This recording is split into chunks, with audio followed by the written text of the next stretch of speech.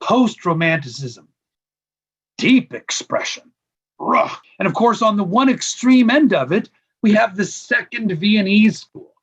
Schoenberg and Webern and Berg and their second Viennese school, they're like, we're the new way. What's the first Viennese school?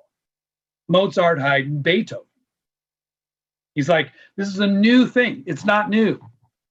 He's just simply taken something that was old, broke it on the ground, and put it back together to create something completely different.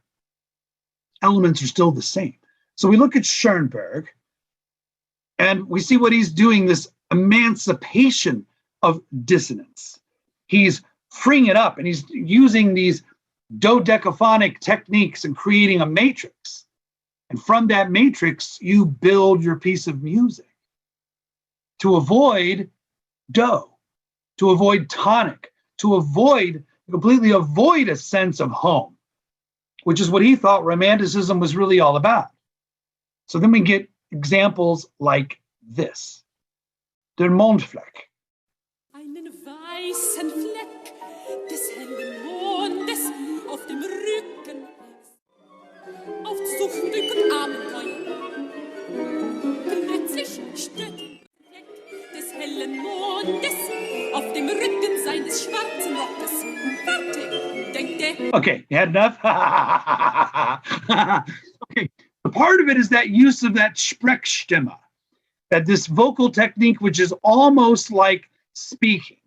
It's that's really what this Sprechstimme means, is basically talk singing. And so it's this very kind of complicated, notice the notes are all like very short. They're not very long. There's not like a lot of sustained notes here. This is not what we would consider to be lyrical writing. These are intellectual pursuits. And I've analyzed a lot of this kind of music, and it is intellectually brilliant. And its design was to avoid being able to sing where do is. What key are we in?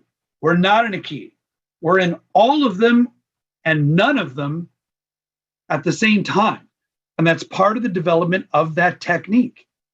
But that's just pushing the envelope of dissonance that was already started really with Romanticism. He thought it was the new era. I don't. I think it's all still connected. It's based on the same principles, the same ideals. So therefore, it's still part of Romanticism. It's just late Romanticism or post-Romanticism or Expressionism.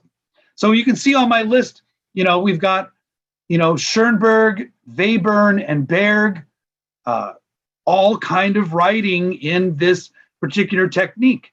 Stravinsky wrote a little bit of music using that style, and it's not very good.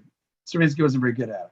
So we've got different things going on, like the Neoclassicists, Stravinsky, Haydn, Hindemith, and Prokofiev are still very much writing using sonata allegro form, rounded binary form. They're still rooted somehow in classicism, hence neoclassicism. It's just a lot more dissonant. You've got, in the United States, you've got Ives and Piston and Copeland, Bernstein, Milton Babbitt. Milton Babbitt, it doesn't get talked about a lot, was palindromic. Wrote a lot of music in like the style of Schoenberg, Webern, and Berg, using matrices, but was palindromic. He would sometimes have in a single beat all 12 notes, just in different instruments and things. I mean, the patterns. Milton Babbitt was also very good at baseball statistics. Tells you like kind of what kind of mind he had. So we've got this deep exploration. And Babbitt is doing this into the 1960s.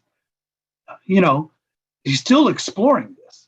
Probably the most tonally bound post-romantic music really is Impressionism. But it's still very different. These French guys, they're like, let's not be German. Let's not be mainstream.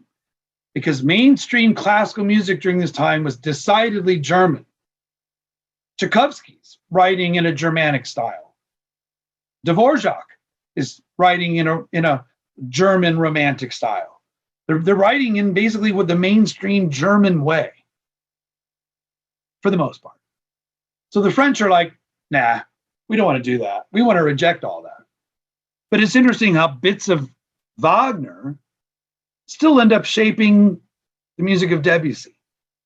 But what Debussy and Ravel in particular were really trying to do was create something opaque, something very much like what Monet and Gauguin and Renoir are really trying to do in painting.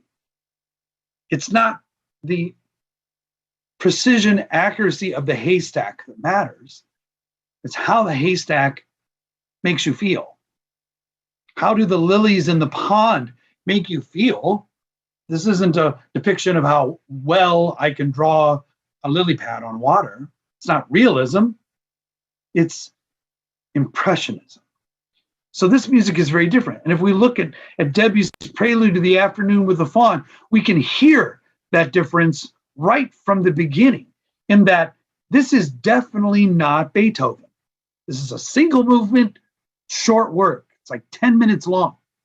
And it's not big like a symphony. It's rejecting a lot of the expansion of Romanticism. Solo flute. This is symphonic work, opening with humble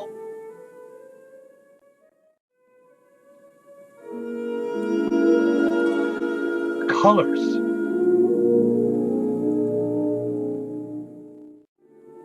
So inescapably, the influence of Wagner is still here. The influence of Beethoven is still here too, in part their rejection of some things related to Beethoven. It's not called a concerto or a symphony. It's an independent freestanding work. There's a lot here that's rejecting Beethoven. But that's the way time periods work. Growth. As we get into the middle of the 17th century, we see composers rejecting elements of Monteverdi. Rejecting something is still something. It's still related to it. So we see that development of the French techniques, which are very different, using dissonances, color, or timbre, as opposed to strident, shocking things. It's much lighter dissonance. And a lot of interest in musical effects, creating pastel colors. And they do this through the use of a lot of devices, whole tone scales, the use of modes, like the Mixolydian mode even. So we see a lot of that. And of course, that's the legacy of Nadia Boulanger, who was taught by Fauré, but very much influenced by Debussy and Ravel. And of course, all of these Americans go over there to work with her. Copland, Bernstein, Virgil Thompson, Philip Glass, Quincy Jones. Quincy Jones. She was pretty old then. She is really helping establish, build, and preserve the American school, which is more rooted in tonality. The American school, the New England school in particular, is very much more rooted in those things that they learned from Nadia Boulanger and the French that they are in the mainstream German techniques, because they're trying to be distinctly American, which is also then rejecting mainstream German classical music. So we see post-Romanticism here as this deep development, this deep expansion. So it's a continuation of Romanticism, not new, not a whole new time. We're saving that for deeper into the 20th century.